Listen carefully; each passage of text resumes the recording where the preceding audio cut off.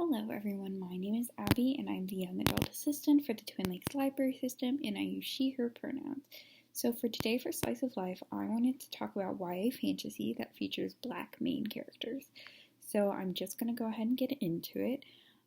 You actually have heard me talk about both of these books because I talked about them in my little reading blog thing that I did. But the first book I'm going to talk about is Raybearer. See if it'll...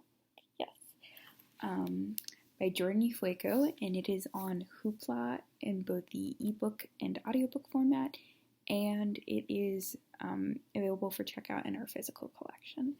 So this book follows, as you know, Tracy, and she has always wanted a family.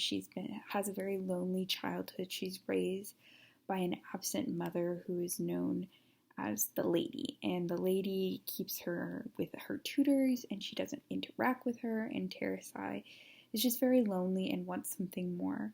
But then when Tracy turns 11, the lady sends her to the capital of the empire that she is a part of, which is, I think I'm trying to pronounce this correctly, but it's Aristar, to compete with other children to be chosen as a member of the Council of 11 for the Crown Prince. So in this world, the Crown Prince, Emperor or King, I think it's Emperor, has a Council of 11 that sit with him. And so if she's picked, she will join the council members and they will perform the Ray, which connects them, and it's a bond that's basically really deep. If the only people, after everyone is bonded, like the only people who could kill the prince would be one of these members of the council. And it's something that Tracy really wants because this closeness and bonding is something she's always sought but hasn't been able to have ever in her life. So it's something that really excites her. However, the lady plans something a little different. So she has a magical wish that will compel Tracy to obey, which is to kill the crown prince once she gains his trust. But Tracy doesn't want this. She really wants to be in this found family sort of situation, and she's not really okay with this. So it's a lot about her trying to sort of fight her destiny and choose something different and pick a different path for herself. So why I loved this? Well, first off, I just want to say I listened to this on audiobook, and I think the audiobook is incredible. The narrator is wonderful. She does such a good job. And I really just highly recommend it. So I think if you're having maybe a hard time reading, or you're interested in trying a new audiobook, I think this is a wonderful audiobook. I think the world building is really beautiful. It's really complex.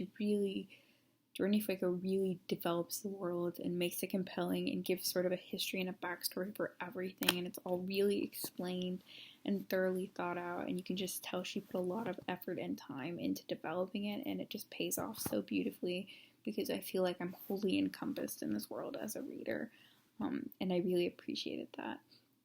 I really loved all of the characters very deeply. There's found family in here, and you really just care about everyone so much. I cared about Tracy, but I also cared about members of her council, which Kira and Dio and Sanjeet, and they're all just so wonderful, and they all really complex, complicated people, but you care about them so deeply and just want good things for them. Especially Sanjeet, I only want good things for him. It feels really original. It's not something that I feel like has been done before. There have been a lot of fantasies coming out lately that are kind of West African inspired, which has been really incredible to see, and I've loved seeing it. And they themselves are very diverse just because they're not set in a Western setting, which tends to be the default a lot of the time for YA fiction and fantasy. But this one just feels like a step farther in terms of its originality. I really loved the magic system that was developed here. I thought it was such a really interesting way of looking into love and familial love and how that works, and it's not something I've ever seen explored before. There was also side character representation of asexuality, which is not something I was expecting or have seen very often, so I really appreciated seeing that and loved seeing that. I think that Ifueko does a good job at tying in real world issues like colonization and loss of culture and how that shapes people and what are the consequences of that and what are the sacrifices and the losses that come with that. And then the last thing is I just really think there's really beautiful writing and it's very lyrical. The story is not very fast. It's a lot more of a slower burn fantasy. I think it was more of a setup for maybe more action-packed fantasy further on in the series, which I don't mind. I still think it was very compelling and very interesting. But the writing here super shines and makes it really deep and beautiful and poetic. So highly recommend that one. And then the second book I have is Legendborn by Tracy Deonn. It's a beautiful cover. And this book we obviously have in our physical collection. And this book follows Bree Matthews, and her mother dies in a car accident, I think 3 months before the start of the book. And she doesn't want to be at home anymore. She just wants something new. She wants something fresh. And so there's a program at UNC Chapel Hill that allows bright high schoolers to come and live on campus. And so Bree wants to go there and just start new and start fresh. And she's excited for it. But then she witnesses a magical attack on her first night at campus. And it is a demon that feeds on human energy. And she also sees a secret society called Legendborns hunting down these creatures. And Bree's not supposed to know any of this, so they try to wipe her memory, but it fails. And this ultimately leads Bree down a path of recognizing her own magic and buried memories.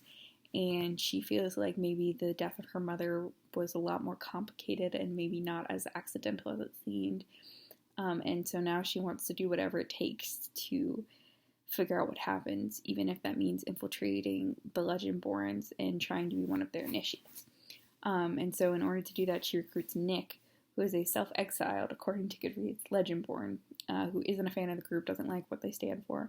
But they develop a partnership that, allows them to go into this world and get in deeper. But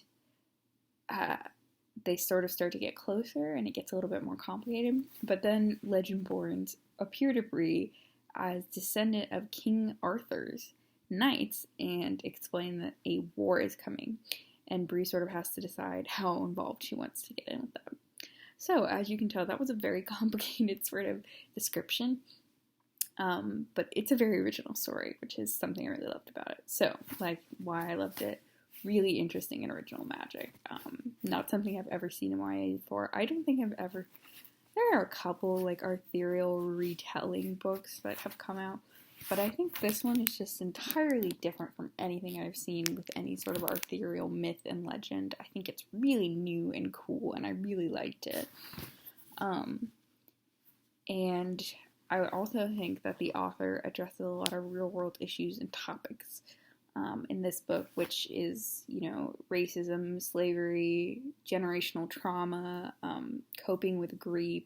There's a lot that Tracy Deonn really tackles, and it's just done with so much thought and care and making sure to present it in such an important and very forward way. Definitely wanted her readers to see this and think about these topics and make sure to consider them when reading these books, because a lot of those things affect how the magic system plays out in this book, which is really fascinating. There's also really great diversity in this book. There's a lot of LGBT side characters. There's a non-binary character.